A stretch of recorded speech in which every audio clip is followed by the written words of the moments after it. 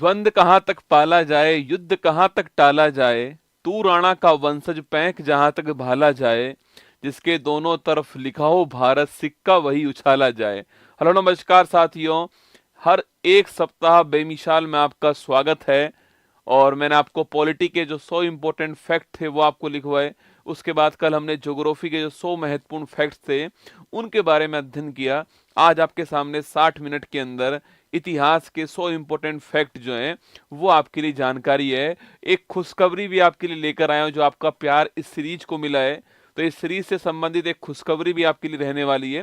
पर पहला हमारा जो काम होगा वो यही होने वाला है कि हम सबसे पहले इतिहास में जो 100 इंपॉर्टेंट फैक्ट हैं, 100 से अधिक ही होने वाले हैं, उनके बारे में हम आपको बताने वाले हैं। ठीक है, बिल्कुल मेरे साथ में सुनील, चिंकी, शिवानी, पूजा, प्रदीप, लाडली, गोलू, विकास, सुरेश, राजेश, सभी का स्वागत है आप सभी का। आइए शुरुआत करते हैं। समय बहुत कम है और वक्त को थोड़ा वक्त दीजिए जनाब, ये वक्त आपका वक्त पलट देगा। चलिए शुरुआत करते हैं। इतिहास के 100 इंपॉर्टेंट फैक्ट्स जो हैं वो आपके सामने यहाँ पर आने वाले हैं अगले 60 मिनट के अंदर। अगले 60 मिनट दिल थाम के बैठिएगा, पूरी बातों को ध्यान से सुनिएगा और इस क्लास को टाइम टू टाइम जो है वो रिवाइज करते रहिएगा। महत्वपूर्ण सवाल आपके सामने आएंगे। ठीक है, चलिए तो पॉलिटी की क्लास हमारी हो चुकी है, ज्योग्राफी की क्लास हमारी हो चुकी है। आज हम इतिहास के लेक्चर के अंदर हैं। कल आपकी साइंस की क्लास होने वाली है, परसों इकोनॉमिक्स जो है आपके वो आने वाला है, और फिर 7 फेरों वाली सीरीज जो है ऑल इन वन जो आपके वो होने वाला है। ठीक है, चलिए शुरुआत करते हैं। इंडियन हिस्ट्री के इंपॉर्टेंट फैक्ट जो हैं वो आपके सामने आ रहे हैं। ठीक है, देखिए सिंधु घाटी सभ्यता जो है ये कांस्य युगीन सभ्यता है, ये पहला फैक्ट आपको ध्यान रखना है। ठीक है, जो सिंधु घाटी सभ्यता है वो कैसी सभ्यता है, एक कांस्य युगीन सभ्यता है, आपको ध्यान रखना है। ठीक है, और ये साथ में आद्य ऐतिहासिक कालीन सभ्यता है। कैसी है, आद्य ऐतिहासिक कालीन सभ्यता है, ये आपको ध्यान रखना है। ठीक है, प्रोटो हिस्टोरिकल कल्चर है, आपको ध्यान रखना है। ठीक है, प्रोटो हिस्टोरिकल सिविलाइजेशन है, आपको ध्यान रखना है। देखो एक तो होता है आपके जिसमें ना तो लिपि थी और ना उसको पढ़ा गया। ठीक है, एक है जिसमें लिपि तो थी उसको पढ़ा नहीं गया ना, जिसमें लिपि थी जिसको पढ़ा नहीं गया वो आद्य ऐतिहासिक कालीन होता है। ठीक है, जिसमें लिपि तो थी पर उसको पढ़ा नहीं गया वो आद्य ऐतिहासिक कालीन होता है। ठीक है, और ऐतिहासिक कालीन जिसमें लिपि भी है और जिसको हम लोग पढ़ पाए, इसकी लिपि को हम लोग पढ़ नहीं पाए। लिपि तो है दोस्तों, आपके लिपि तो है यहाँ पर इस लिपि को हम लोग पढ़ नहीं पाए, आपको ध्यान रखना है। ठीक है, तो सिंधु घाटी सभ्यता एक कांस्य युगीन सभ्यता है, कांसे से ये लोग परिचित थे, और आद्य ऐतिहासिक कालीन सभ्यता है। सिंधु घाटी सभ्यता के लोग जो है वो लोहे से परिचित नहीं थे, आपको ध्यान रखना है। ठीक है, अब कुछ महत्वपूर्ण स्थल की बात करूं आपसे, हड़प्पा जो स्थल है आप जानते हो, इसलिए इसका नाम हड़प्पा सभ्यता भी है, पहला स्थल था ये आपके। इसकी खोज करने वाले कौन थे, दयाराम साहनी जो है 1921 में खोज करने वाले। हड़प्पा सभ्यता वर्तमान में पाकिस्तान के अंदर है, और नदी कौन सी है आपकी, रावी नदी के किनारे, आपको ध्यान रखना है। ठीक है, आगे बढ़िएगा।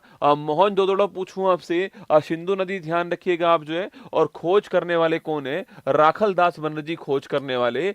इन दोनों के खोजकर्ता एग्जाम में पूछता है ना, तो राखल दास बनर्जी खोज करने वाले, आपको ध्यान रखना है। ठीक है, और लोथल नदी कहां पर है, अच्छा मोहनजोदड़ो कहां पर आपके, इसको बोलते हैं मृतकों का टीला कहते हैं, पाकिस्तान के अंदर। ये कहां पर है, पाकिस्तान के अंदर है। और लोथल स्थान कहां पर, गुजरात के अंदर है। ये आप जानते हो क्या है आपकी, ये दोस्तों एक आपके डॉकयार्ड है, आप जानते हो एक डॉकयार्ड है लोथल जो आपकी। और नदी कौन सी है, भोगवा नदी है। ये सवाल क्वेश्चन पूछा गया सवाल है कि जो लोथल है वो नदी कौन सी है आपकी, तो लोथल की नदी कौन सी है, वो भोगवा नदी, आपको ध्यान रखना है कहां पर, ये गुजरात के अंदर, आपको ध्यान रखना है। ठीक है, तो लोथल गुजरात के अंदर है और भोगवा नदी आपको ध्यान रखना है। और आपके हड़प्पा सभ्यता का डॉकयार्ड है, ये भी सवाल आपसे पूछ सकता है। ठीक है, कालीबंगा पूछूं आपसे कहां पर दोस्तों, ये राजस्थान के अंदर, कहां पर है, कालीबंगा राजस्थान के अंदर है। नदी कौन सी है, घग्गर नदी, आपको ध्यान रखना है, राजस्थान के अंदर है। और खोज करने वाला कौन है, अमलानंद घोष खोज करने वाला। ठीक है, यहां पर किसके प्रमाण मिले हैं,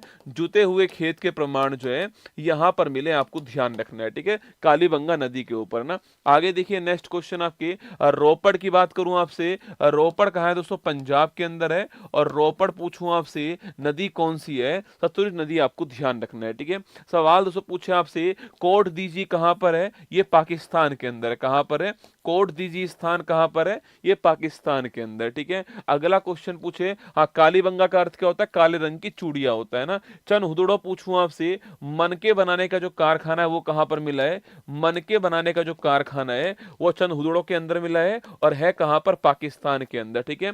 तो चंद हुदड़ो पूछूं आपसे, मनके बनाने का कारखाना ध्यान रखिए है कहां पर, पाकिस्तान के अंदर, ठीक है। और रंगपुर की दोस्तों बात करूं आपसे, तो रंगपुर कहां पर है, गुजरात के अंदर, कहां है, गुजरात के अंदर है। और रंगपुर की अगर सवाल पूछूं आपसे यहां पर कि चावल के प्रमाण कहां पर मिले, तो चावल के जो प्रमाण है आपके वो रंगपुर के अंदर भी मिले, ध्यान रखिएगा, ठीक है। आलमगीरपुर दोस्तों महत्वपूर्ण सवाल है, हड़प्पा सभ्यता का सबसे पूर्वी जो क्षेत्र आपके वो कौन सा है, हड़प्पा सभ्यता का सबसे पूर्वी जो स्थान है वह कौन सा स्थान है, वो हो गया आपका आलमगीरपुर। कौन सा हो गया, आलमगीरपुर हो गया। है कहां पर दोस्तों आपके, ये आपके उत्तर प्रदेश के अंदर, ठीक है। और नदी कौन सी है, हिंडन नदी, आपको ध्यान रखना है, ठीक है। अगर सवाल पूछे कि सिंधु घाटी सभ्यता का सबसे दक्षिणतम बिंदु कौन सा है, तो आपको ध्यान रखना है दक्षिणतम बिंदु कौन सा, देमावाद, कौन सा है, देमावाद है। और देमावाद कहां पर है, महाराष्ट्र के अंदर है, ये आपको ध्यान रखना है, ठीक है। गोदावरी प्रवरा नदी, आपको ये भी ध्यान रखना है ना।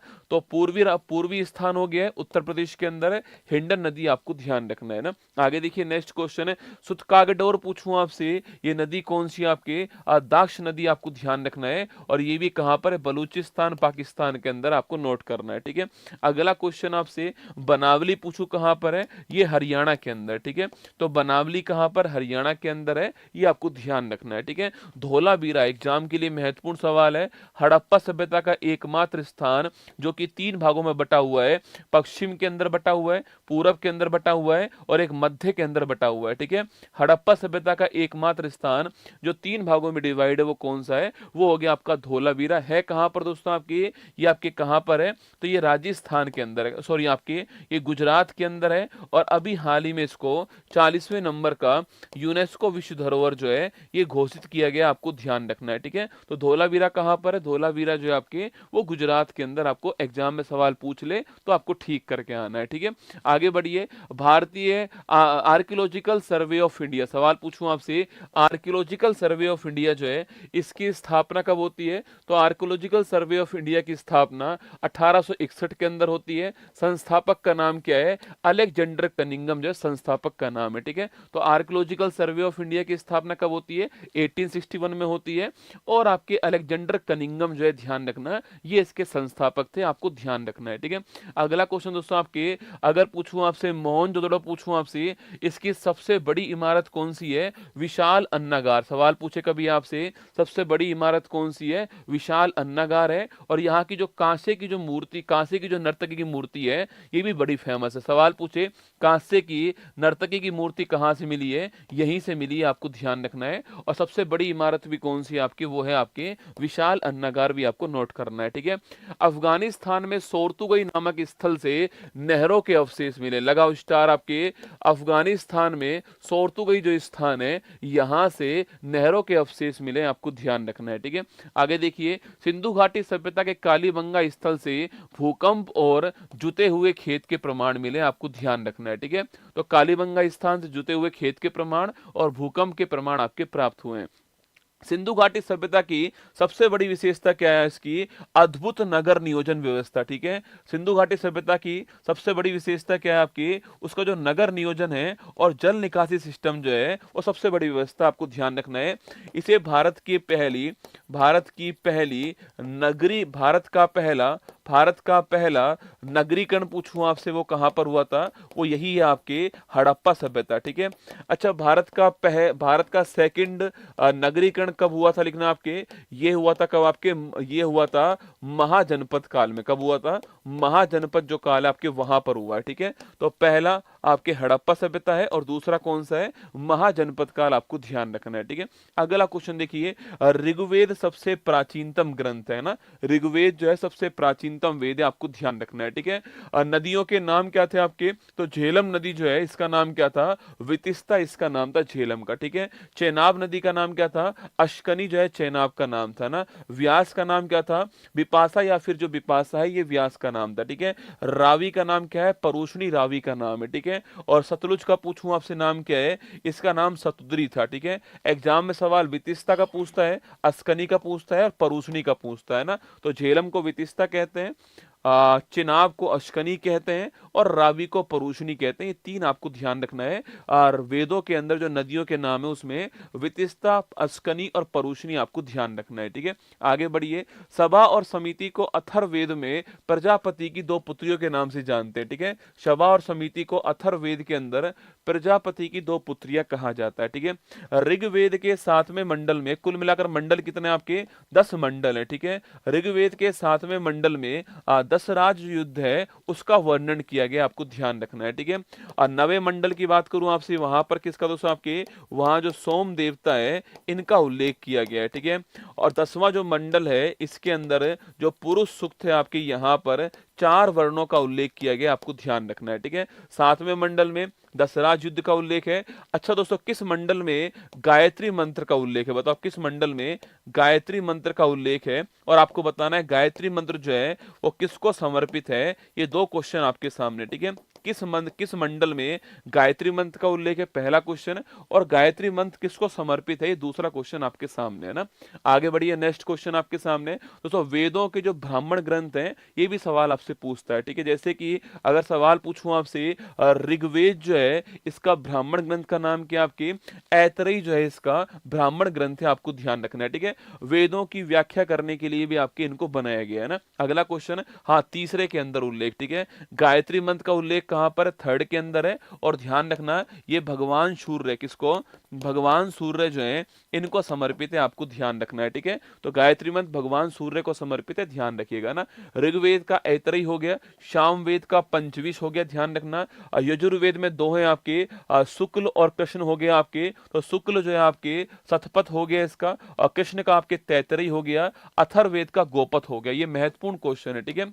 ऋग्वेद का ब्राह्मण ग्रंथ कौन सा है, ऐतरेय हो गया, ठीक है। सामवेद का पंचविश हो गया ना, शुक्ल यजुर्वेद का शतपथ हो गया, और कृष्ण का पूछू तैतरेय हो गया। और इसके अलावा जो है और अथर्ववेद का उल्लेख कहां पर है, गोपथ है ना। तो अथर्ववेद कहां पर, गोपथ हो गया, ये आपको ध्यान रखना है, ठीक है।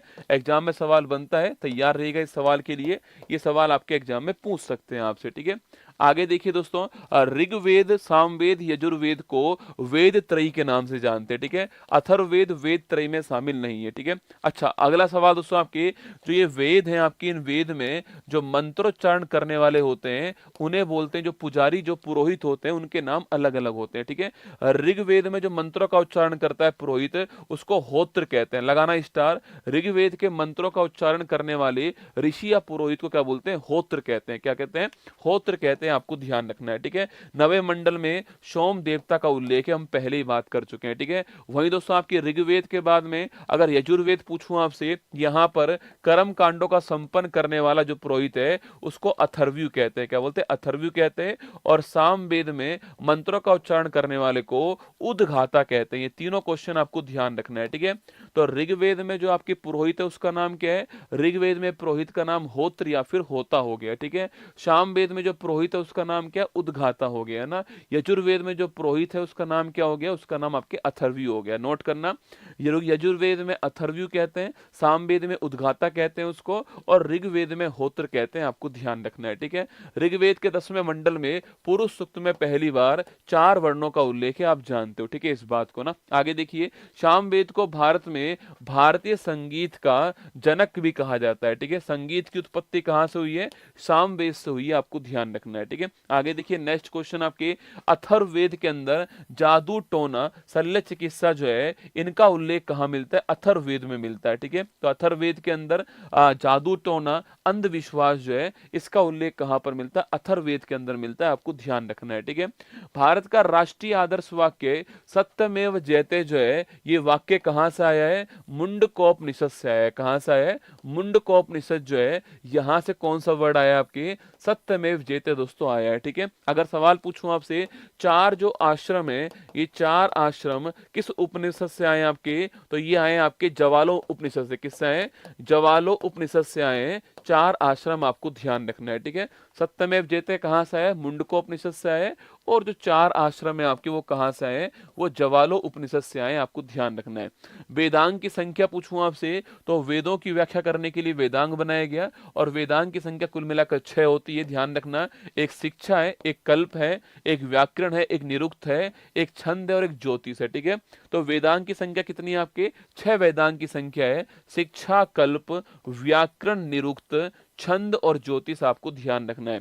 वेदांग कितने? वेदांग आपके 6, शिक्षा, कल्प, व्याकरण, निरुक्त, छंद और ज्योतिष। ठीक है, जैन धर्म के संस्थापक ऋषभ देव या फिर आदिनाथ जी है। ठीक है, जैन धर्म जो है, इसके संस्थापक का नाम क्या है? ऋषभ देव या फिर आदिनाथ जी है, जो कि पहले तीर्थंकर थे, आपको ध्यान रखना है। ठीक है, इसके अलावा 12 वर्ष की कठोर तपस्या के पश्चात जंबिका ग्राम में, ठीक है, शाल वृक्ष के नीचे, सभी स्टाल लगाना, जंबिका ग्राम में शाल वृक्ष के नीचे जो है आपके, शाल वृक्ष के समीप ऋजुपालिका जो नदी है, इसके किनारे पर वर्धमान मतलब कि महावीर स्वामी जी, ठीक है, वर्धमान का मतलब आपके महावीर स्वामी जी को ज्ञान प्राप्त हुआ था। ठीक है, सवाल पूछे कि जो महावीर स्वामी जी, इनको ज्ञान की प्राप्ति कहाँ पर होती है? साल वृक्ष के नीचे होती है। ऋजुपालिका नदी जो है आपके, इसके किनारे पर होती है, जाम्बिका ग्राम के अंदर होती है, आपको ध्यान रखना है। ठीक है, तो महावीर स्वामी जी वर्धमान जो है, इनको ज्ञान की प्राप्ति, वो आपको ध्यान रखना है। ठीक है, जो ज्ञान की जो प्राप्ति होती है, इसको जैन धर्म में क्या बोलते हैं? कैवल्य कहते हैं। क्या बोलते हैं? जैन धर्म में कैवल्य कहते हैं, आपको ध्यान रखना है। ठीक है, तो महावीर स्वामी को 72 वर्ष की उम्र में राजगृह के निकट पावापुरी जो स्थान है, यहाँ पर जो इनका निर्वाण हो गया, इनका मृत्यु हो गई, आपको ध्यान रखना है। ठीक है, तो महावीर स्वामी जी की मृत्यु कहाँ पर होती है? पावापुरी में होती है, ये भी आपको ध्यान रखना है ना। जैन साहित्य प्राकृत, ये बहुत ही महत्वपूर्ण लाइन है। जैन साहित्य जो है, उसकी लैंग्वेज कौन सी है आपकी? प्राकृत लैंग्वेज है, जो कि वर्तमान में भारत की क्लासिकल लैंग्वेज में शामिल हो चुकी है। ठीक है, प्राकृत, पाली, बौद्ध धर्म की पाली पढ़ाऊंगा आपको, तो प्राकृत पाली है। इसके अलावा और जो भी आपके शामिल हुई है, तो ये अभी जो है, इनको क्लासिकल लैंग्वेज में शामिल किया है। ठीक है, और जैन साहित्य को आगम कहते हैं। ठीक है, तो पहला क्वेश्चन, जैन साहित्य को आगम कहते हैं, और जैन साहित्य की जो लैंग्वेज है, वो प्राकृत या फिर इसी को बोलते हैं अर्धमागधी कहते हैं, आपको ध्यान रखना है। ठीक है, स्टार लगाना महत्वपूर्ण क्वेश्चन है ना। महावीर स्वामी ने ब्रह्मचर्य को छोड़कर पंच महाव्रत धर्म को, ब्रह्मचर्य को जोड़कर पंच महाव्रत धर्म को प्रतिपादन किया। ठीक है, इससे पहले जो 23वें तीर्थंकर थे, उनका नाम क्या था? उनका नाम था पार्श्वनाथ जी। ठीक है, इन्हें क्या बोलते हैं? इन्हें बोलते हैं आपके शापों का देवता कहते हैं। क्या बोलते हैं? शापों का देवता कहते हैं। इन्होंने दोस्तों आपके चार जो है नियम दिए थे आपके, कि अहिंसा करना है, सत्य बोलना है, इसके अलावा चोरी नहीं करना है, और इसके अलावा जो है आपके चोरी नहीं करना, और अधिक धन जो है उसको आपको अपने पास संचित नहीं करना है। ठीक है, ये कहा था इसने ना। जबकि महावीर स्वामी जी ने एक जोड़ दिया, ब्रह्मचर्य जोड़ दिया। कुल मिला के पंच महाव्रत जो है, वो महावीर स्वामी जी के द्वारा लाए गए। ठीक है, जैन ग्रंथ जो है, कल्प सूत्र की रचना पूछूं आपसे, किसने की है? भद्रबाहु ने की है। लिखना, जैन ग्रंथ कल्प सूत्र की रचना करने वाले कौन थे? भद्रबाहु रचना करने वाले। ठीक है, आगे देखिए, वैशाख पूर्णिमा पर सिद्धार्थ को ज्ञान प्राप्त हुआ। इन समय उनकी उम्र 35 वर्ष थी, और आपके वो बुद्ध कहलाए। ठीक है, तो वैशाख पूर्णिमा वो तारीख है जब आपके भगवान बुद्ध को, महात्मा बुद्ध को, पहली बात तो इनका जन्म इस तारीख को हुआ था, लुम्बिनी के अंदर आपके, इनको बोध गया के अंदर ज्ञान की प्राप्ति होती है, और आपके इनको कुशीनगर के अंदर जो है मोक्ष की प्राप्ति होती है। ठीक है, तो जन्म भी इसी तारीख को हुआ है, ज्ञान की प्राप्ति भी इस तारीख को हुई है, और मोक्ष भी इसी तारीख को हुआ है। तीनों एक ही तारीख को हुए, वैशाख पूर्णिमा को। इसी वैशाख पूर्णिमा को क्या बोलते हैं आपकी? इसी वैशाख पूर्णिमा को बुद्ध पूर्णिमा कहते हैं, आपको ध्यान रखना है। ठीक है, आगे देखिएगा, गौतम गौतम बुद्ध ने अपना पहला उपदेश वाराणसी के समीप सारनाथ में दिया था, और जो पहला उपदेश था इसी को हमने क्या नाम दिया, अभिधम्म चक्र नाम दिया। क्या नाम दिया है, अभिधम्म चक्र नाम दिया। आपको ध्यान रखना है, ठीक है। घर जो छोड़ने की जो घटना है उसको हमने क्या बोला, उसको हमने महाभिनिष्क्रमण कहा है, ठीक है। जो घर छोड़ने की जो घटना है उसको हमने महाभिनिष्क्रमण कहा है, और जो ज्ञान की जो प्राप्ति है उसको हमने क्या बोला, निर्वाण कहा है, ध्यान आपके। और जो मोक्ष की प्राप्ति है उसको हमने महापरिनिर्वाण कहा है। क्या कहा है, महापरिनिर्वाण कहा है। तो ज्ञान की प्राप्ति कहाँ, बोध गया में होती है। मोक्ष कहाँ मिलता है, कुशीनगर में मिलता है। पहला जो आपकी उपदेश था वो कहाँ पर, अभिधम्म चक्र के अंदर दिया गया। पहला जो उपदेश था वो सारनाथ के अंदर दिया गया, और इसी को हम जो है धम्म चक्र प्रवर्तन कहते हैं। आपको ध्यान रखना है, ठीक है। गौतम बुद्ध की मृत्यु 483 ईस्वी में आपके उत्तर प्रदेश में कुशीनारा में होती है। इसे महापरिनिर्वाण कहते हैं। क्या बोलते हैं, महापरिनिर्वाण कहते हैं। सर्वाधिक उपदेश कहाँ दिए, श्रावस्ती के अंदर, ठीक है। सर्वाधिक उपदेश श्रावस्ती में दिए। आपको ध्यान रखना है, ठीक है। बौद्ध धर्म के 3 रत्न कौन कौन से आपके, बुद्ध, धम्म और संघ जो है ये बौद्ध धर्म के आपके 3 रत्न हो गए, ठीक है। इसके अलावा दोस्तों आपके बौद्ध धर्म का जो ज्ञान है इसे त्रिपिटक के नाम से जानते हैं, जो कि कौन सी लैंग्वेज में, आपके पाली भाषा के अंदर लिखा हुआ है, ठीक है। सुत्त पिटक हो गया, विनय पिटक हो गया, और एक आपके अभिधम्म पिटक हो गया ना। तो सुत्त पिटक, विनय पिटक, अभिधम्म पिटक, ये 3 पिटक हैं पाली भाषा के अंदर लिखे गए। आपको ध्यान रखना है, सुत्त पिटक, विनय पिटक, अभिधम्म पिटक, आपको ध्यान रखना है, ठीक है। आगे देखिए नेक्स्ट क्वेश्चन आपके, पहली जो बौद्ध संगति उसका टाइम क्या है, 483 ईसा पूर्व में पहली बौद्ध संगति होती है, ठीक है। कहां पर होती है, राजगृह, या फिर इसी को हम गिरिव्रज कहते हैं। क्या बोलते हैं, गिरिव्रज कहते हैं। तो राजगृह, गिरिव्रज, बिहार जो है यहाँ पर पहली बौद्ध संगति होती है, ठीक है। उस समय शासन किसका है, अजातशत्रु जो है शासन इसका था आपके, और अध्यक्ष किसको बनाया गया, महाकश्यप जो है इसको अध्यक्ष बनाया गया, ठीक है। तो पहला क्वेश्चन आपके कब होती है पहली बौद्ध संगति, कहां पर होती है, शासन किसका था उस समय आपके, और उस समय अध्यक्ष किसको बनाया गया, आपको ध्यान रखना है, ठीक है। 483 ईसा पूर्व में होती है, राजगृह में होती है, अजातशत्रु का शासन था उस समय आपके, और जो महाकश्यप है वो उसके अध्यक्ष थे, ठीक है। सेकंड जो बौद्ध संगति है वो 100 साल के बाद में 383 ईसा पूर्व में होती है। कहां पर दोस्तों, वैशाली के अंदर होती है, बिहार के अंदर। और काला शोक जो है आपके शासन उनका था आपके शिशुनाग वंश, आपके ये वंश आगे आने वाले हैं, ठीक है। तो काला शोक आपके ध्यान रखना, काला शोक शासन था आपके, और शवा करीम को जो है यहाँ पर अध्यक्ष बनाया गया सेकंड बौद्ध संगति में ना। तो सेकंड बौद्ध संगति वैशाली में, पहली कहां पर है, पहली जो आपके वो राजगृह में, ठीक है। तीसरी बौद्ध संगति की बात करूं आपसे, थोड़ा स्टार लगाना। तीसरी बौद्ध संगति जो है वो पाटलिपुत्र में होती है। कहां पर होती है, पाटलिपुत्र जो वर्तमान आपके पटना है, यहां पर तीसरी बौद्ध संगति होती है, ठीक है। अच्छा सवाल पूछूं आप सुनो, पाटलिपुत्र जो है इसको बसाने वाले कौन थे, ठीक है। पाटलिपुत्र को बसाने वाले कौन थे, ये क्वेश्चन आपके सामने, ठीक है। और आगरा को बसाने वाले कौन है, ये क्वेश्चन आपके सामने ना। अच्छा शासन काल पूछूं आपसे, सम्राट अशोक जो है आपके वो शासन था उस समय, और अध्यक्ष कौन थे, मोगलीपुत्र जो है वो इसके अध्यक्ष थे, ठीक है। अच्छा सवाल पूछूं आपसे, जो सुत्त पिटक और जो विनय पिटक है लिखना आपके, सुत्त पिटक और जो विनय पिटक है इन दोनों की स्थापना कब होती है, इन दोनों की जो स्थापना है वो पहली बौद्ध संगति के अंदर हो गई थी, है ना। सुत्त पिटक और विनय पिटक की स्थापना पहली बौद्ध संगति में होती है, और वहीं आपके जो अभिधम्म पिटक है इसकी स्थापना मोगलीपुत्र जो है वो तीसरी बौद्ध संगति जो है यहाँ पर करते हैं। आपको ध्यान रखना है, ठीक है। तो मोगलीपुत्र अध्यक्ष थे इस समय, और पाटलिपुत्र के अंदर होती है अशोक के शासन काल में होती है। आपको ध्यान रखना है, ठीक है। हाँ सिकंदर लोदी, ये तो ठीक आंसर आपका 1504 ईस्वी के अंदर सिकंदर लोदी, ठीक बात है। ऊपर वाले का आंसर बताओ आपके, पाटलिपुत्र को बसाने वाले कौन थे ना। तो पाटलिपुत्र को बसाने वाले कौन है आपको बताना, ये तो ठीक आंसर है सिकंदर लोदी 1504 आगरा। आपको ध्यान रखना है, ठीक है। चौथी बौद्ध संगति की बात करूं आपसे, चौथी बौद्ध संगति महत्वपूर्ण सवाल है, कुंडल वन कश्मीर के अंदर होती है। कुषाण वंश में महत्वपूर्ण शासक जो है कनिष्क होते हैं उस समय। अध्यक्ष जो है वसुमित्र को बनाया गया, लेकिन इसमें उपाध्यक्ष कौन थे, अश्वघोष जो है वो आपके उपाध्यक्ष थे, ठीक है। हाँ उदाईन दोस्तों कौन आपके, इसको बसाने वाले कौन थे, पाटलिपुत्र को। आपको उदाईन का नाम ध्यान रखना है, ठीक है। उदाईन बसाने वाले पाटलिपुत्र को ध्यान रखिएगा ना। अच्छा कार्य क्या हुआ यहाँ पर, बौद्ध धर्म 2 भाग में डिवाइड हो गया, एक हीनयान और एक महायान में, ठीक है। सवाल सवाल पूछे कि भाई बौद्ध धर्म दो भाग में किस बौद्ध संगति में डिवाइड हुआ है, चौथी के अंदर हुआ है हीनयान और महायान, आपको ध्यान रखना है। ठीक है, आगे चलिएगा। पाशुपत संप्रदाय के संस्थापक कौन थे आपके, लकुलीश जो है ये पाशुपत संप्रदाय के संस्थापक थे, जो कि भगवान शिव के 18 अवतारों में से एक रहे हैं। ठीक है, लिंगायत संप्रदाय पूछूं आपसे, साउथ दोस्तों इंडिया के अंदर बड़ा चर्चा में रहता है लिंगायत समुदाय जो है, तो लिंगायत समुदाय के प्रवर्तक कौन थे आपके, अल्ल प्रभु और बसव जो है, ये वसव का नाम ध्यान रखना। ठीक है, साउथ इंडिया में खूब चलता है लिंगायत समुदाय, पाटलिपुत्र को एक कुसुमपुरा कहते हैं, ठीक बात है ना। तो लिंगायत संप्रदाय का जो जनक जो शुरू करने वाले थे वो कौन थे, वशव का नाम आपको ध्यान रखना है। ठीक है, पारसी धर्म के संस्थापक पूछू कौन था आपके, जरथुष्ट का नाम लिखिएगा, संस्थापक थे। और जो इसका जो हैप्पी न्यू ईयर होता है आपके, वो होता है नवरोज, क्या होता है, नवरोज जो है वो इसका नववर्ष होता है। ठीक है, आगे चलिए नेक्स्ट क्वेश्चन।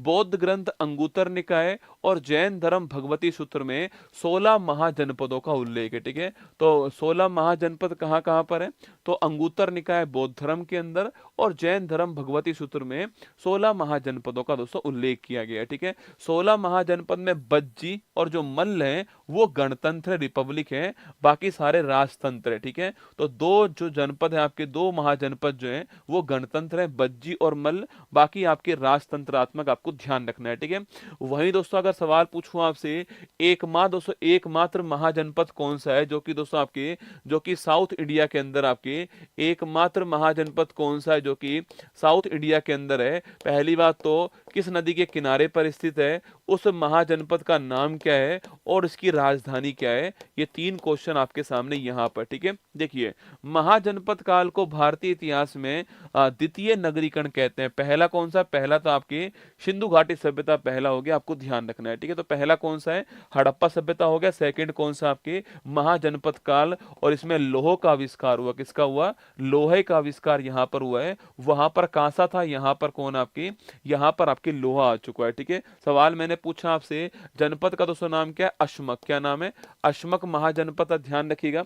इस अशमक की राजधानी पूछो क्या आपके, तो पोटली या फिर पोतन जो है वो इसकी राजधानी होगी, ध्यान रखना, पोटली या पोतन इसकी राजधानी है, अशमक जो है आपके, और नदी कौन सी है, गोदावरी नदी, आपको ध्यान रखना है। ठीक है, चलिए आगे चलिएगा। दोस्तों आपके इस लाइन को छोड़ दीजिए, हर्यक वंश का वास्तविक संस्थापक कौन है, बिंबिसार। ठीक है, कभी सवाल पूछे आपसे कि जो मगध जो है आपके, जो कि नदी कौन सी आपके, मगध सोन नदी के ऊपर, आप जानते हो इस मगध पर शासन करने वाले वंश कौन कौन से थे आपके, तो इस पर शासन करने वाले वंश थे हर्यक वंश, शिशुनाग वंश, नंद वंश और आपके मौर्य वंश। ठीक है, जो हर्यक वंश है इसके संस्थापक कौन थे, बिंबिसार जो है वो इसके संस्थापक थे। ठीक है, सवाल अगर आपसे ये पूछ ले कि जो बिंबिसार है, इस बिंबिसार का एक अन्य नाम क्या है, ठीक है, बिंबिसार का एक अन्य नाम क्या, आपको बताना है दोस्तों ना। दोस्तों ये हर्यक वंश जो है आपके, इसको क्या बोलते हैं, इसको पितृहंता वंश कहते हैं, क्या बोलते हैं, इसी को पितृहंता वंश कहते हैं। यहाँ पर पिताओं की हत्या जो है वो चालू होती है, और बिंबिसार की हत्या करने वाले कौन थे, अजातशत्रु जो है, जिनके समय में पहली बौद्ध संगति होती है, वो आपके कौन थे, आपके बिंबिसार की हत्या करने वाले, आपको ध्यान रखना है। ठीक है, सवाल दोस्तों मैंने आपसे अभी ये पूछा है कि जो हर्यक वंश है आपके, इसमें जो बिंबिसार था, इनका दोस्तों एक नाम और था आपके श्रोणिक, क्या नाम था, इन्हें श्रोणिक भी कहते हैं, आपको ध्यान रखना है। ठीक है, इन्हें श्रोणिक के नाम से भी जानते हैं, ये भी सवाल आपसे पूछ सकता है। ठीक है, आगे देखिए, मौर्यकालीन स्रोतों में ब्राह्मण साहित्य में कौटिल्य का अर्थशास्त्र ध्यान आपके, और इसके अलावा विशाख दत्त का मुद्रा राक्षस जो है जासूसी ग्रंथ आपके महत्वपूर्ण है। ठीक है, तो कौटिल्य का अर्थशास्त्र है, और जो विशाख दत्त है उसका कौन सा है, मुद्रा राक्षस, आपको ध्यान रखना है। ठीक है, और राजतरंगिणी भारत का पहला ऐतिहासिक ग्रंथ माना जाता है, इसके रचयिता कल्हण थे। ठीक है, तो कल्हण ने किसकी स्थापना करी, राजतरंगिणी की। और कश्मीर का इतिहास कहां पर, कश्मीर का इतिहास जो है वो राजतरंगिणी पुस्तक के अंदर। ठीक है, इंडिका की बात करूं आपसे, आपके इंडिका पुस्तक किसने लिखी है, मेगास्थनीज ने लिखी है, आपको ध्यान रखना है। ठीक है, आगे देखिए नेक्स्ट क्वेश्चन आपके सामने, चंद्रगुप्त मौर्य ने चाणक्य की सहायता से अंतिम नंद शासक घनानंद को पराजित किया था और मौर्य वंश की स्थापना करी। तो मौर्य वंश की स्थापना करने वाले कौन थे? चंद्रगुप्त मौर्य थे। ठीक है, आगे देखिए नेक्स्ट क्वेश्चन आपके, ये अंतिम आपके कौन थे? आपके घनानंद को इन्होंने हरा दिया था और मौर्य वंश के संस्थापक थे, आपको ध्यान रखना है। ठीक है, चंद्रगुप्त मौर्य के समय सौराष्ट्र के गवर्नर, ये बड़ी महत्वपूर्ण लाइन है आपके, सौराष्ट्र के गवर्नर ने गुजरात के अंदर जो है एक झील का निर्माण करवाया था। आपके गवर्नर का नाम क्या है? पुष्य गुप्त वैश्य जो है ये गवर्नर का नाम है। ठीक है, और झील का नाम क्या है? सुदर्शन झील नाम है गुजरात के अंदर। ठीक है, बड़ी महत्वपूर्ण क्वेश्चन है। पहली बात तो किस झील का निर्माण करवाया है? सुदर्शन झील का निर्माण करवाया। ठीक है, सेकंड क्वेश्चन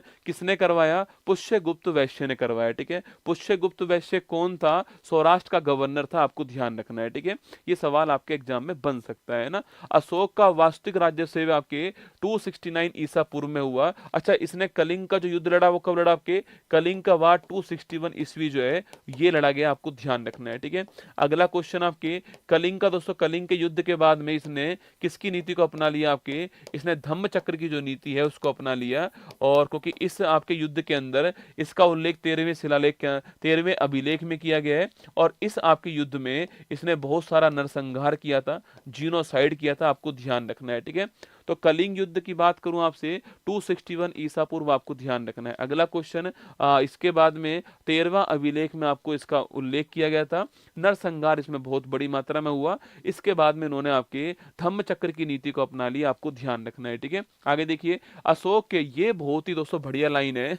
जब भी सवाल पूछता है ना कि अशोक के अभिलेखों की खोज करने वाला कौन था, तो पहला ऑप्शन होता है जेम्स प्रिंसेप। हमें लगता है जो अशोक के अभिलेख हैं उसकी खोज करने वाले भी कौन थे? जेम्स प्रिंसेप थे। नहीं रसगुल्ला, अशोक के अभिलेखों की खोज करने वाला पूछूं आपसे वो कौन था? आपके वो था पैंथलर। कौन था?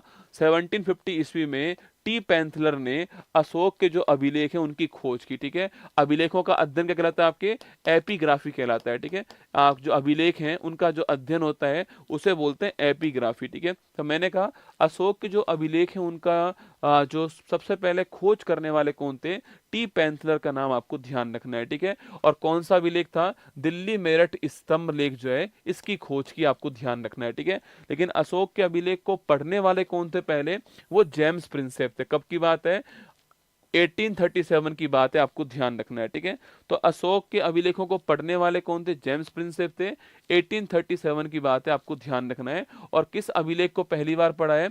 दिल्ली टोपरा जो लेख है आपकी, इसको पढ़ा है। ठीक है, तो दिल्ली टोपरा जो लेख है इसको पढ़ा है, आपको ध्यान रखना है। ठीक है, दिल्ली टोपरा लेख को पढ़ा है, जेम्स प्रिंसेप ने पढ़ा है, 1837 के अंदर पढ़ा है। और पहली बार जो खोज करने वाले कौन थे? वो टी पैंथलर थे, ये आपको ध्यान रखना है। ठीक है, आगे बढ़िए। नेक्स्ट क्वेश्चन दोस्तों आपके, अशोक के अगर स्तंभ लेख की बात करूं आपसे तो लोरिया नंदनगढ़, ये बड़ा महत्वपूर्ण आपके लोरिया नंदनगढ़ जो है ये कहां पर है? बिहार के चंपारण के अंदर। सवाल पूछता है लोरिया नंदनगढ़ स्तंभ अभिलेख कहां पर है? बिहार के चंपारण के अंदर। ठीक है, रामपुरवा जो स्तंभ अभिलेख है वो कहां पर है? ये भी बिहार के चंपारण में, आपको ध्यान रखना है। ठीक है, दोस्तों आगे देखिए नेक्स्ट क्वेश्चन आपके, दिल्ली टोपरा। रुक जाया करो, मैं जानता हूं कि आपके दिमाग में सवाल दिल्ली टोपरा का आएगा। ठीक है, मैं लेकर आया हूं, चिंता मत कीजिए, बहुत ढंग से तैयार की गई स्लाइड है आपके लिए ना। हाँ, इसके ऊपर मोर के चित्र है ना, इसके ऊपर मोर के चित्र, आपको ध्यान रखना है। ठीक है, दिल्ली टोपरा दोस्तों, ये क्वेश्चन बड़ा महत्वपूर्ण है।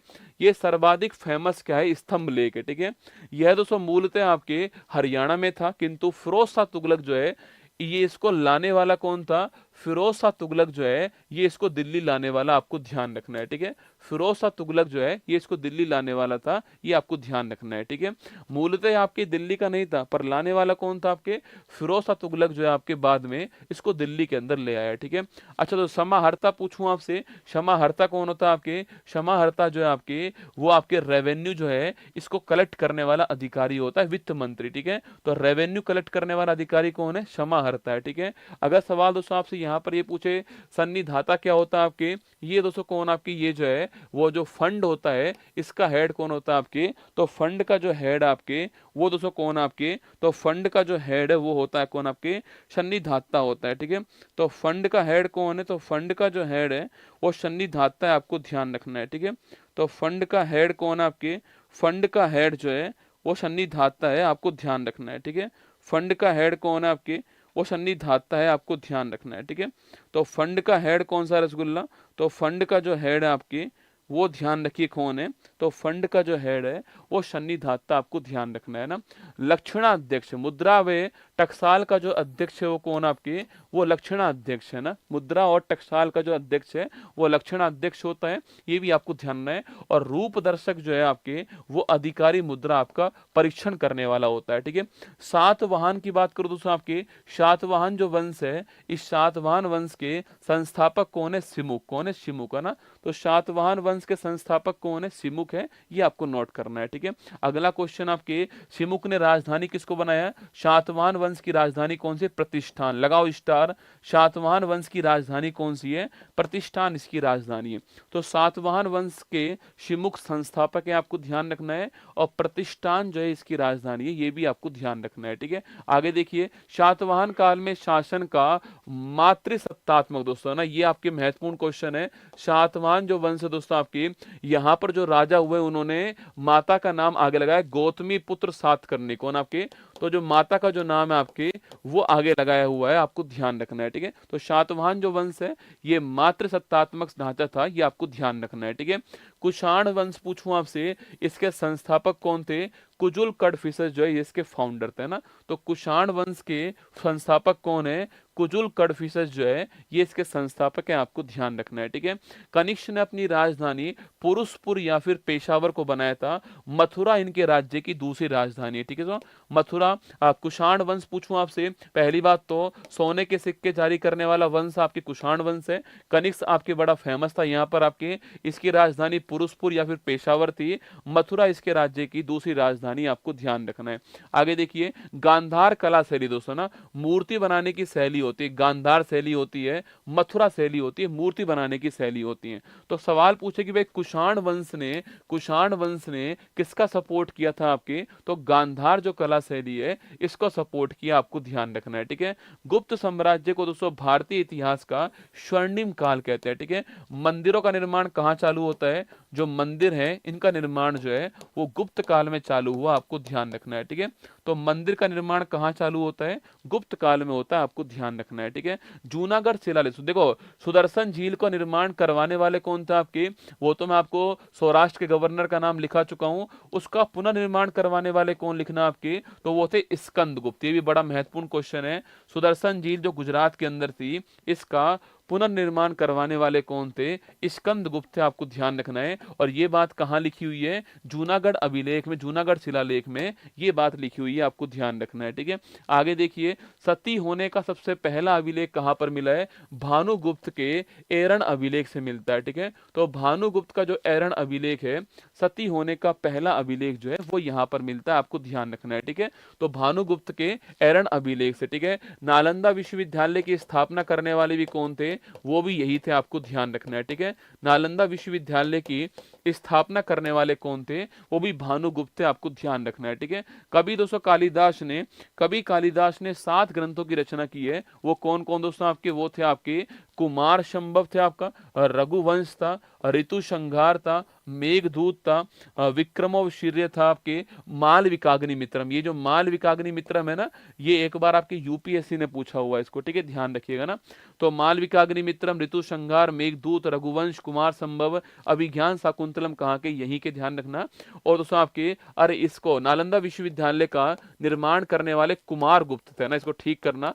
नालंदा विश्वविद्यालय का निर्माण करने वाले कौन थे, कुमार गुप्त का नाम ध्यान रखिएगा, ठीक है। भानुगुप्त तो आपके क्या था, भानुगुप्त जो है इनके टाइम पर तो सती प्रथा का जो आपके एरन अभिलेख है वो मिला है, ठीक है। और नालंदा विश्वविद्यालय जो है इसका निर्माण करने वाले कौन थे, कुमार गुप्त का नाम आपको ध्यान रखना है, ठीक है। कुमार गुप्त ठीक कीजिएगा ना। कालिदास को भारत का शेक्सपियर कहते हैं, आपको ध्यान रखना है, ठीक है। आगे देखिएगा, मृच्छकटिकम नाटक जो है आपके वो शूद्रक ने दोस्तों लिखा है, और इसमें कुल 10 अंक है। ये क्वेश्चन पूछा गया है कितने अंक थे इसमें ना, तो मृच्छकटिकम जो नाटक है उसको लिखने वाले कौन थे, शूद्रक थे, ठीक है। अगर पूछूं आपसे विशाख दत्त की बात करूं आपसे, तो मुद्रा राक्षस और देवी चंद्रगुप्तम जो है ये नाटक लिखने वाले कौन है, विशाख दत्त का नाम आपको ध्यान रखना है, ठीक है। पंच सिद्धांतिका, बृहद संहिता, लघु जातक जो है, ये दो नाम नोट कीजिए। बृहद संहिता और पंच सिद्धांतिका जो है किसकी पुस्तक है आपकी, ये बरामीर की पुस्तक है, रचना है, ये आपको ध्यान रखना है। ठीक है, आगे देखिए नेक्स्ट क्वेश्चन है, नागर शैली उत्तरी भारत में प्रचलित थी, इसमें विशाल शिखर, सभा मंडप, दोस्तों इनका यूज होता है। ठीक है, देखो मंदिरों की एक शैली होती है नागर शैली। ठीक है, नागर शैली कहाँ पर होती है, ये नागर शैली जो आपके वो उत्तरी नॉर्थ इंडिया जो है यहाँ पर होती है। ठीक है, तो मंदिर निर्माण की जो नागर शैली है वो जो नॉर्थ इंडिया है वहां पर होती है, आपको ध्यान रखना है। ठीक है, तो मंदिर निर्माण की जो नागर शैली है वो दोस्तों उत्तरी भारत में होती है। और कुछ दोस्तों ऐसे मंदिर जो आपके, ऐसे मंदिर हमारे यहाँ पर उत्तरी आपके जो इंडिया वहां बनते हैं। और इसमें बीच में आपके गर्भगृह होता है, ये आप जानते हो। ठीक है, इसमें शिखर होते हैं, गर्भगृह होते हैं, ये आपको ध्यान रखना है। ठीक है, वहीं दोस्तों साउथ इंडिया जो है यहाँ पर जो शैली होती है वो होती है आपकी द्रविड़ शैली। ठीक है, यहाँ पर दोस्तों मंदिर जो है आपके वो पिरामिड नुमा बनते हैं। कैसे बनते हैं, पिरामिड नुमा मंदिर बनते हैं, आपको ध्यान रखना है। ठीक है, तो साउथ इंडिया के अंदर द्रविड़ शैली है और पिरामिड नुमा मंदिर यहां पर बनते हैं। विशाल गोपुरम, मंदिर के बाहर जो दरवाजा होता है उसे बोलते हैं गोपुरम। ठीक है, प्रवेश द्वार जो है उसे गोपुरम कहते हैं। द्रविड़ शैली यहां पर होती है। और इन दोनों के बीच में शैली कौन सी, वेसर शैली। कौन सी है, वेसर शैली इनके बीच में होती है। होयलेश्वर के मंदिर आपने सुने होंगे, वो किस शैली में बने हुए हैं, वेसर शैली में बने हुए हैं, आपको ध्यान रखना है। ठीक है, आगे देखिए नेक्स्ट क्वेश्चन है, अजंता की गुफाएं महाराष्ट्र के औरंगाबाद, इसका नया नाम क्या हो चुका है, इसका नया नाम जो है वो संभाजी नगर हो चुका है।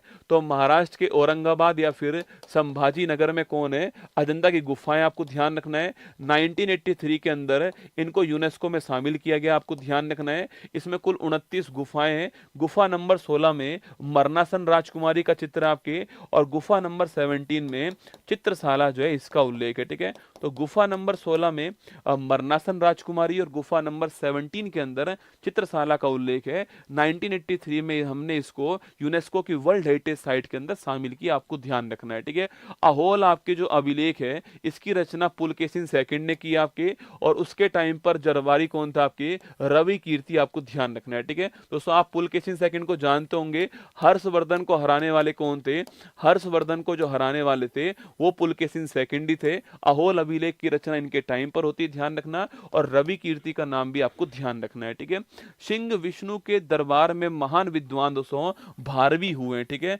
और भारवी की पुस्तक का नाम क्या आपके, किरातार्जुनियम भावनी, भारवी की पुस्तक का नाम है। और दरबार किसका है, सिंह विष्णु का दरबार है, आपको ध्यान रखना है। ठीक है, तो सिंह विष्णु के दरबार में भारवी विद्वान हुए। किरातार्जुनियम जो इनकी पुस्तक का नाम है, ग्रंथ का नाम है, आपको ध्यान रखना है। ठीक है, देखो नरसिंह वर्मन दोस्तों फर्स्ट। ठीक है, ये आपके वंश कौन सा, ये वंश आपके कौन सा हो गया है, ये वंश आपका पल्लव वंश हो गया। ठीक है, और पल्लव वंश जो आपके पल्लव वंश हो गया, इस पल्लव वंश में अच्छा पल्लव वंश के संस्थापक कौन है ये आपको बताना है। ठीक है, पल्लव वंश के संस्थापक कौन है, क्वेश्चन आपके लिए। ठीक है, और पल्लव वंश में एक नरसिंह वर्मन फर्स्ट शासक हुए, इन्होंने महाबलीपुरम तमिलनाडु के अंदर एकाश्म रथ मंदिर जो है इनका निर्माण किया है। ठीक है, रथ मंदिर को सप्त पैगोडा भी कहते हैं। इसमें द्रौपदी रथ जो है छोटा आपके मंदिर है, और युधिष्ठिर रथ आपके सबसे बड़ा मंदिर है, आपको ध्यान रखना है। ठीक है, तो नरसिंह वर्मन फर्स्ट ने महाबलीपुरम, मेरी बात को ध्यान से सुनना, नरसिंह वर्मन फर्स्ट ने महाबलीपुरम में रथ मंदिर का निर्माण किया। नरसिंह वर्मन फर्स्ट ने, किसने,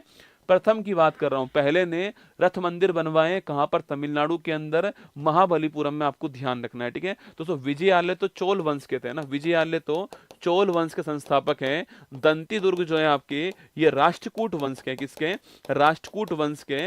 मैंने पूछा है पल्लव वंश, दोस्तों ना पल्लव वंश की बात की है। ठीक है, अब देखिए अगला क्वेश्चन, नरसिंह वर्मन सेकंड, मैं इसलिए कह रहा हूं जोर देना, नरसिंह वर्मन फर्स्ट ने क्या करा, नरसिंह वर्मन फर्स्ट ने रथ मंदिर का निर्माण करवाया। ठीक है, नरसिंह वर्मन सेकंड ने महाबलीपुरम के अंदर ही शोर मंदिर जो है, तटीय जो मंदिर है, इसका निर्माण करवाया, आपको ध्यान रखना है। ठीक है, ये क्वेश्चन पूछा गया सवाल है, नरसिंह वर्मन सेकंड का नाम आपको ध्यान रखना है ना।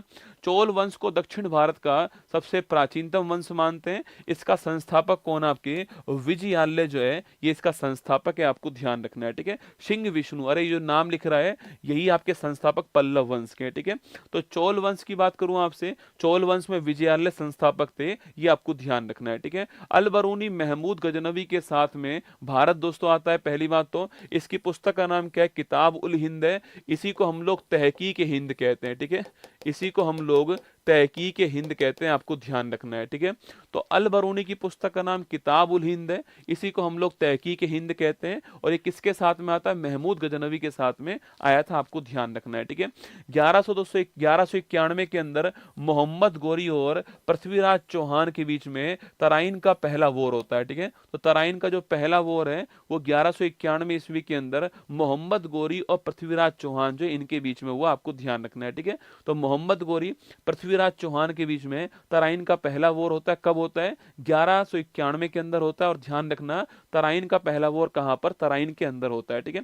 अच्छा, अगला क्वेश्चन आपके, इसमें कौन जीता आपके, तो मोहम्मद गोरी पराजित इसके अंदर हुआ और पृथ्वीराज चौहान इसके अंदर जीत गए, ठीक है। अगले साल 1192 में तराइन का सेकंड वॉर होता है, यहां पर मोहम्मद जो गोरी आपके वो जीत जाते हैं और पृथ्वीराज चौहान जो है यहां पराजित होते हैं, ठीक है।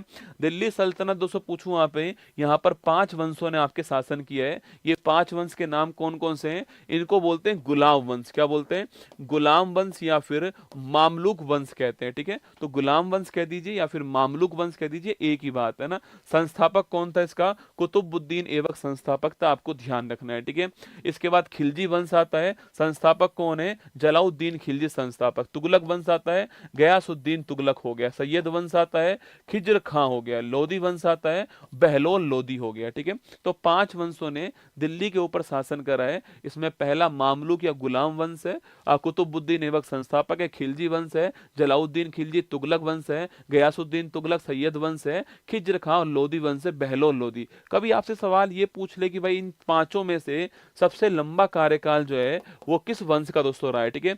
इन पांचों में से सबसे लंबा जो कार्यकाल है वो किस वंश का रहा है, सवाल आपसे पूछ सकता है, ठीक है, कि इन पांचों में से सबसे लंबा जो कार्यकाल है वो दोस्तों कौन से वंश का रहा है। तो आप बताओ मुझे किस वंश का कार्यकाल जो है सबसे लंबा यहां पर रहा है। यह क्वेश्चन आपके लिए, तुगलक वंश जो है इसका जो कार्यकाल है सबसे लंबा रहा है, आपको ध्यान रखना है, ठीक है। आगे देखिए नेक्स्ट क्वेश्चन आपके, 1210 ईस्वी में चौगान खेलते हुए, ठीक है, पोलो खेलते हुए कौन मर गया आपके, कुतुबुद्दीन ऐबक पोलो खेलते हुए मर गया, आपको ध्यान रखना है, ठीक है।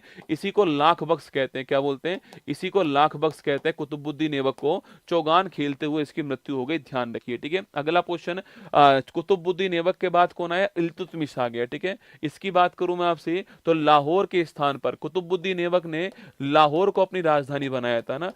जो कुतुबुद्दीन ऐबक बाद इल्तुतमिश जो है इसने दिल्ली को अपनी राजधानी, तो दिल्ली को अपनी राजधानी बनाने वाला कौन था, इल्तुतमिश, ठीक है। तो दिल्ली को अपनी राजधानी बनाने वाला कौन है, इल्तुतमिश है। कुतुबुद्दीन ऐबक ने लाहौर को अपनी राजधानी बनाया था ना। आगे देखिए, इल्तुतमिश ने चांदी का टका स्टार्ट करा है और तांबे का जीतल। सवाल पूछा जीतल किसका, तांबे का है, टका किसका है, चांदी का है, आपको ध्यान रखना है, ठीक है। शुरू करने वाला कौन है, इल्तुतमिश आपके शुरू करने वाला, आपको ध्यान रखना है ना। बलबन ने लोह और रक्त की दोस्तों नीति को अपनाया, ठीक है। सवाल पूछे कि बलबन ने कौन सी पॉलिसी को अपनाया, आपके लोह और रक्त की जो नीति है इसको अपनाने वाला कौन है, आपके बलबन, ठीक है। लाल महल का निर्माण करवाने वाला कौन आपके, वो दोस्तों बलबन था, ठीक है। पावोश और सजदा जो है इसको शुरू करने वाला कौन था, ये भी बलबन का नाम आपको ध्यान रखना है, ठीक है। तो लोह रक्त की नीति, लाल महल, पावो सजदा जो है इसको शुरू करने वाला कौन, बलबन, ठीक है। गयासुद्दीन तुगलक पहले शासक थे जिन्होंने सिंचाई के लिए नहरों का निर्माण, भाई साहब जो मैं लेकर आया हूं ना आपके लिए दोस्तों, ये बम है, रसगुल्ला, परमाणु बम, ठीक है। मैंने आपको जो प्रयास किया और जो मैं आपको खबर देने वाला हूं क्लास के अंत में वो परमाणु बम की तरह होने वाली, ठीक है। ये आपका हाइड्रोजन बम है, वो परमाणु बम होगा ना। तो गयासुद्दीन तुगलक पहले शासक थे जिसने सिंचाई के लिए नहरों का निर्माण की बात की, ठीक है। मोहम्मद बिन तुगलक, इनके बाद कौन सा आपके, जोना खां या फिर मोहम्मद बिन तुगलक आते हैं। इन्होंने दीवान ए अमीर, कोई बड़ा महत्वपूर्ण सवाल है कि भाई सवाल पूछे कि कृषि के विस्तार के लिए दीवान ए अमीर कोही की स्थापना करने वाला कौन है, वो मोहम्मद बिन तुगलक का नाम आपको ध्यान रखना है, ठीक है। सवाल दोस्तों आपसे यहां पर यह भी पूछ ले कि जो मोहम्मद बिन तुगलक है इसने अपनी राजधानी किसको बना दिया, आपके दौलताबाद जो है इसको अपनी राजधानी बनाया, आपको ध्यान रखना है, ठीक है। आगे देखिए नेक्स्ट क्वेश्चन आपके सामने, पानीपत का पहला वॉर कब होता है, 1526 के अंदर होता है और बाबर के साथ में आपकी होता है, ठीक है। तो बाबर और इब्राहिम लोदी के बीच में पानीपत का पहला वॉर होता है, आपको ध्यान रखना है। तो पानीपत का पहला वॉर आपके बाबर और इब्राहिम लोदी के बीच होता है, आप जानते हो, ठीक है। अच्छा अगला क्वेश्चन, पानीपत का सेकंड वॉर कब होता है, आपके 56 के अंदर होता है, ठीक है। और पानीपत का थर्ड वॉर कब होता है, 1761 1947 के अंदर होता है, आपको ध्यान रखना है ना। तो पानीपत के तीनों वॉर की डेट जो है आपको ध्यान होनी चाहिए, ठीक है। आगे देखिए, कुब्बत उल इस्लाम मस्जिद तथा 2.5 दिन का झोपड़ा, इसका निर्माण करवाने वाला कौन है? ऐबक, ठीक है। दोस्तों कुब्बत उल इस्लाम मस्जिद जो है, ये जो आपकी कुतुब मीनार जो है उसके पैरों के अंदर ही है, दिल्ली के अंदर, और 2.5 दिन का झोपड़ा कहाँ पर? अजमेर राजस्थान के अंदर, ठीक है। ऐबक ने इसका निर्माण करवाया था ना। विजयनगर साम्राज्य की स्थापना करने वाले कौन थे? हरिहर बुक्का जो है विजयनगर की स्थापना करने वाले, और विजयनगर की राजधानी क्या है? हम्पी इसकी राजधानी, आपको ध्यान रखना है, ठीक है। कृष्णदेव राय, विजयनगर के एक महत्वपूर्ण शासक कौन है? कृष्णदेव राय ना। कृष्णदेव राय ने तेलुगु भाषा में, सवाल पूछा गया है कि जो आमुक्तमाल्यदा ग्रंथ है आपकी, इसकी लैंग्वेज कौन सी है?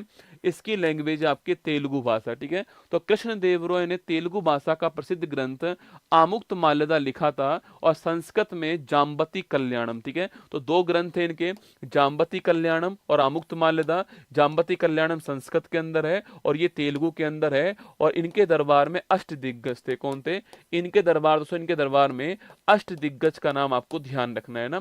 खानवा की लड़ाई 1527 के अंदर होती है, बाबर और राणा सांगा के बीच में होती है। राणा सांगा इसमें हार गए। खानवा आप जानते हो भरतपुर के पास में है, राजस्थान के अंदर, ठीक है।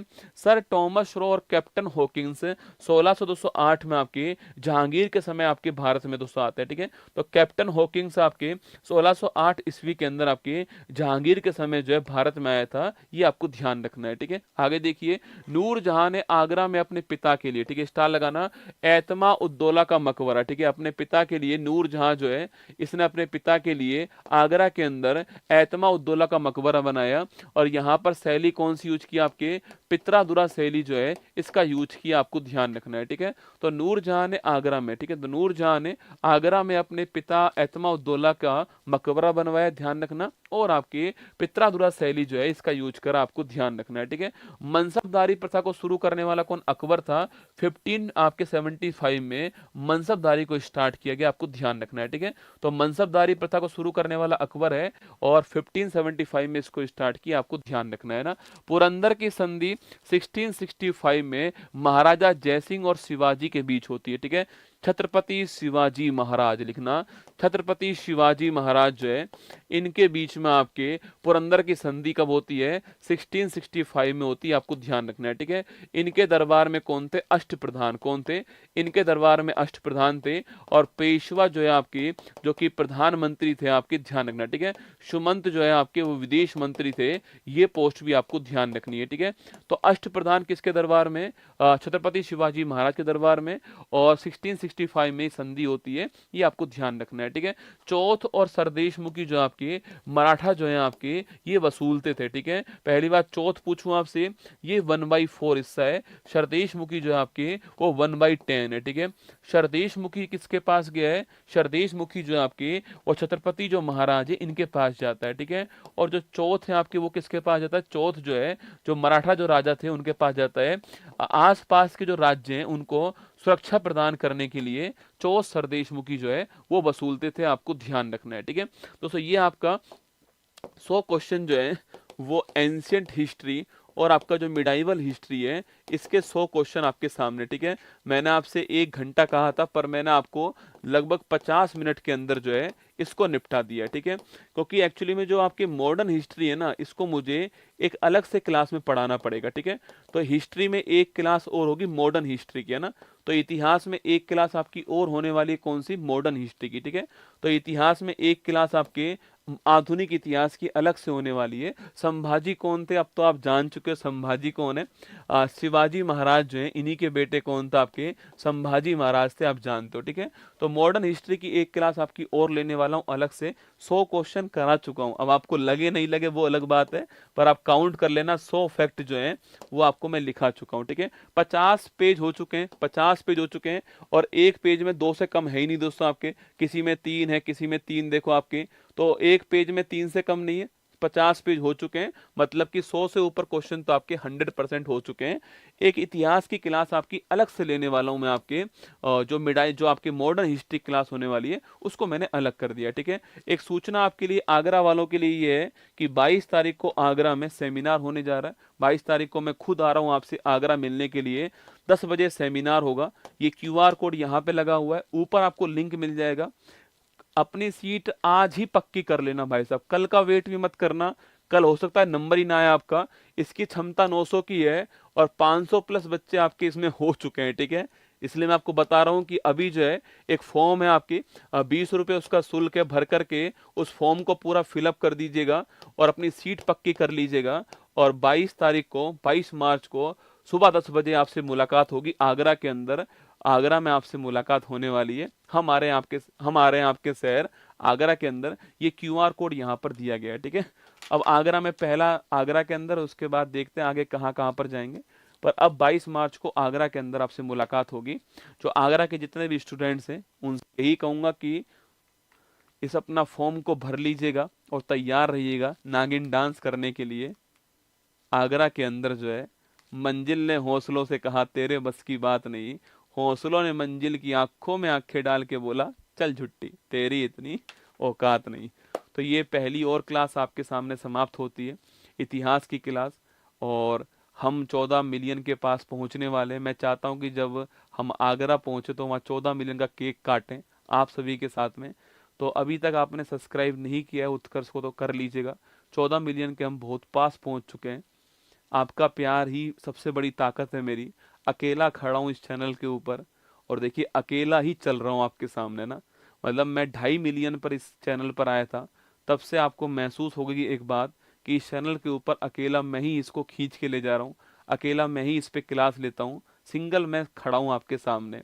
पर मैं अपनी तरफ से पूरा प्रयास करता हूँ आप सभी के लिए, चाहे करंट अफेयर्स हो चाहे स्टैटिक हो। आजकल मैंने 2-4 प्रयास और स्टार्ट करे हैं। कम्युनिटी पोस्ट चेक किया करो आप लोग, जो बेहतरीन कम्युनिटी पोस्ट आपको मिलेंगी। यूट्यूब पे वीडियो चेक किया करो, उत्कर्ष में कट वीडियो डालता हूं मैं आपके। कल मैंने डाली थी आपके महत्वपूर्ण संविधान संशोधन, सेकंड डाली मैंने, आज डाली है भारत के पड़ोसी देश की सीमाएं और विवाद डाल दिया है। कल एक और नई आने वाली है आपके सामने वीडियो, डेली एक वीडियो 2, 4, 5, 7 मिनट की आती है, उसको देखा करो आप जो है। और कम्युनिटी पोस्ट पर एक कंटेंट में डालने लग गया हूँ, उसको भी देखा करो आप लोगों ना। सब आपके लिए कर रहा हूँ, मेहनत आपके लिए कर रहा हूँ और ये वाली क्लास भी आपके लिए जारी है। एक सूचना शनिवार को आपको दूंगा, तैयार रहना कि अगले जो वीक है उसका प्लान क्या रहने वाला है, ठीक है। अगले वीक का प्लान क्या रहेगा शनिवार को आपको ये सूचना दे दूंगा। बाकी ध्यान रखना अपना, ऑल द बेस्ट आपको। आगरा वाले अपना फॉर्म भर लेना, ऊपर फॉर्म है, आज ही अभी फॉर्म अपना फिलअप करके रख दीजिएगा और निश्चिंत होकर के 22 तारीख को सुबह 10 बजे आपको आना है। जय हिंद, थैंक यू।